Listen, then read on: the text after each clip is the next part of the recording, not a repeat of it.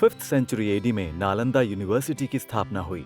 ये यूनिवर्सिटी उस समय की दुनिया की सबसे प्रेस्टिजियस और एडवांस्ड रेजिडेंशियल यूनिवर्सिटी थी।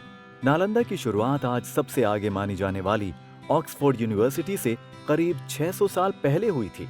नालंदा, नालन यानी कमल, जो कि बुद्धिज्म में विजडम का सिंबल है, और दा का मतलब होता है देना। कहते हैं नालंदा के पूर्व में एक तालाब हुआ करता था जिसमें बहुत सुंदर कमल खिलते थे। जब सूरज की किरणें उन पे पड़ती थीं तो नजारा देखने वाला होता था। Army retired major general Alexander Cunningham, जिन्हें आर्कियोलॉजिकल सर्वे ऑफ इंडिया का फादर भी कहा जाता है, को बुद्धिस्ट मॉन्यूमेंट्स में बहुत दिलचस्पी थी। 1861 में जब आर्कियोलॉजिकल सर्वे ऑफ इंडिया की शुरुआत हुई तो उन्हें इसका डायरेक्टर बना दिया गया।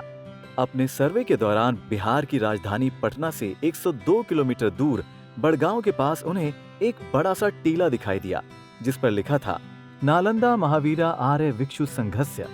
वो फौरन समझ गए कि ये कुछ और नहीं बल्कि 646 में लिखी गई चाइनीज ट्रेवलर ह्यूआन सांग की किताब में मेंशन्ड नालंदा यूनिवर्सिटी है। इस यूनिवर्सिटी की नींव रखने का क्रेडिट जाता है गुप्त किंग कुमार गुप्त फर्स्ट को, जिन्होंने 450 से 470 एडी के बीच इस यूनिवर्सिटी को बनवाया। गुप्त डायनेस्टी के खत्म होने के बाद भी और राजाओं ने इस यूनिवर्सिटी का रखरखाव किया। कहते हैं सिर्फ इंडियन बुद्धिस्ट किंग्स ने ही नहीं बल्कि इंडोनेशिया के हिंदू किंग्स ने भी इस यूनिवर्सिटी को सपोर्ट किया था। 6th सेंचुरी एडी में कन्नौज के राजा हर्ष के समय में नालंदा अपने सबसे प्रेस्टिजियस फेज में थी। पाला डायनेस्टी के रूलर्स जो विक्रमशिला, ओडांटपुरी और सोमापुर महाविहार यूनिवर्सिटीज को मदद देते थे, उन्होंने भी नालंदा को सपोर्ट किया। इन सब यूनिवर्सिटीज में आपस में कंपटीशन था, लेकिन स्टूडेंट्स एक्सचेंज प्रोग्राम भी था। एक वक्त में नालंदा में 10,000 स्टूडेंट्स रहते थे और 2,000 टीचर्स पढ़ाते थे। ज्यादातर students India, China, Tibet, Siam, Persia, Korea, Java, Sri Lanka, Japan, Sumatra, Nepal and Greece से आते थे। क्योंकि यूनिवर्सिटी को राजा एड दिया करते थे, इसलिए सारी एजुकेशन मुफ्त दी जाती थी। आसपास के 200 गांव से कलेक्ट किया गया रेवेन्यू भी यूनिवर्सिटी को चलाने में इस्तेमाल किया जाता था। पूरे कैंपस में टोटल 11 हॉस्टल्स थे, जिनमें 3000 रेजिडेंशियल रूम्स थे। एक सेंट्रल असेंबली हॉल था और वाटर कैनाल कैंपस के बीच में से जाती थी। इस यूनिवर्सिटी में parks, pavements, rest halls, central kitchen, students rooms में स्टोन बेड्स थे, लॉकर्स और बुक शेल्व्स भी थे। इस प्रेस्टिजियस इंस्टीट्यूट में एडमिशन पाना भी कोई आसान बात नहीं थी। कहते हैं जब तक स्टूडेंट्स नालंदा के गेट कीपर्स को अपनी इंटेलिजेंस और नॉलेज से सेटिस्फाई नहीं कर लेते थे, तब तक वो अंदर नहीं जा पाते थे। नालंदा के सबसे पहले प्रिंसिपल थे नागार्जुन। बुद्धिस्ट्स के अकॉर्डिंग नागार्जुन बुद्ध के बाद सबसे प्रेस्टिजियस स्कॉलर माने जाते हैं। नालंदा के स्टूडेंट्स भी आगे जाकर काफी फेमस हुए। वसुबंधु, जो कि एक फेमस इंडियन मंक थे और जिन्होंने आगे जाकर योगाकारा स्कूल शुरू किया। Hiuen Tsang, the famous world traveller, Aryabhatta, the famous mathematician, ये सब नालंदा के प्रेस्टिजियस एलुमनाई हैं। नालंदा यूनिवर्सिटी की लाइब्रेरी, जिसे धर्म गूंज यानी माउंटेन ऑफ ट्रूथ या ट्रेजरी ऑफ ट्रूथ कहा जाता था, दुनिया की सबसे एडवांस्ड लाइब्रेरी थी। उसमें बुद्धिस्ट स्क्रिप्चर्स के अलावा हिंदू स्क्रिप्चर्स भी थे। यही नहीं, एस्ट्रोनॉमी, मैथमेटिक्स, लॉजिक, फिलॉसफी से रिलेटेड कई ओरिजिनल टेक्स्ट रखे हुए थे। नालंदा यूनिवर्सिटी का सुनहरा इतिहास एंशिएंट चाइनीज ट्रेवलर्स की किताबों में दर्ज है। बुद्धिज्म को चाइना में फैलाने में इनका बहुत बड़ा कंट्रीब्यूशन है।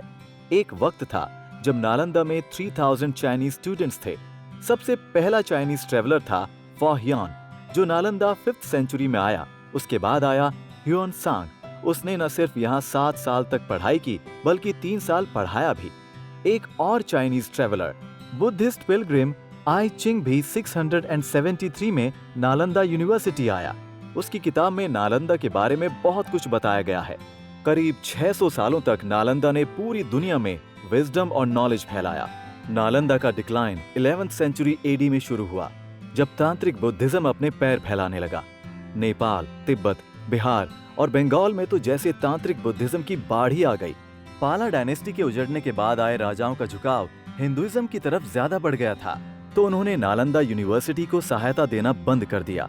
इस जलती चिता को अग्नि देने का काम किया इन्वेडर्स ने 1193 एडी में। कुतुबुद्दीन ऐबक के जनरल बख्तियार खिलजी ने इंडिया के ईस्टर्न पार्ट्स में अपने पैर जमाने की कोशिश की। अपने इस मकसद को पूरा करते हुए जब वो नालंदा पहुंचा तो उसने नालंदा का नामो निशान मिटा दिया।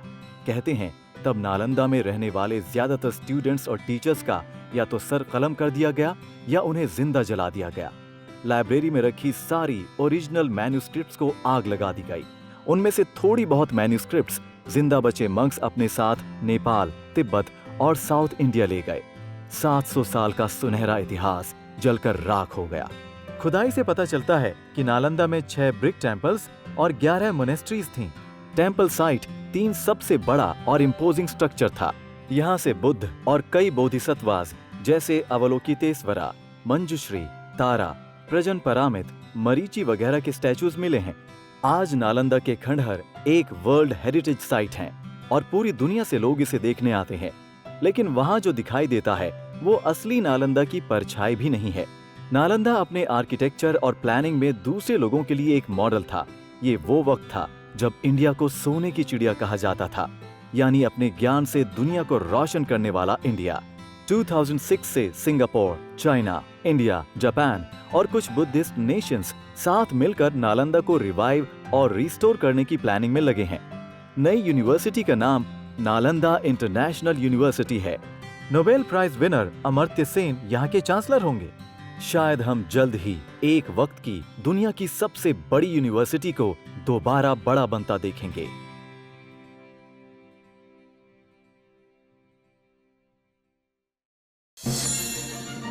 Like, share, subscribe and click on the bell icon to never miss an update from Epic.